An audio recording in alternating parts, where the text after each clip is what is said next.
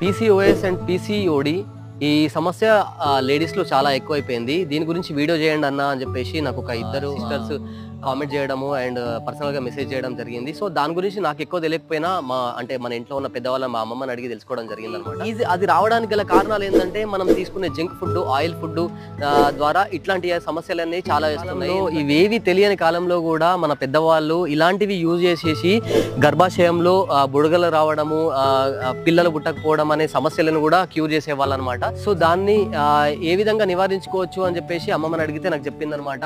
రావి చెట్టు నుంచి వచ్చే రావి కాయలని, తర్వాత ఒక బెల్లాన్ని తీసుకొనేసి రావి కాయల్ని ఎండబెట్టుకొని పొడిగా చేసుకొని దాన్ని 10 grams లోకి యాడ్ చేసేసుకొని వాటర్లో కొంచెం మరిగించి తాగడం వల్ల, డైలీ తాగడం వల్ల కొంచెం క్యూర్ అవుతుంది అని చెప్పేసి చెప్పిందనమాట. సో ఇంకొకటి వచ్చేసి పుదీనా టీని కూడా కాసుకొని మనం తాగడం వల్ల దాంట్లో యాంటీ ఆక్సిడెంట్స్ ఎక్కువ ఉండడం వల్ల దానికి కొంచెం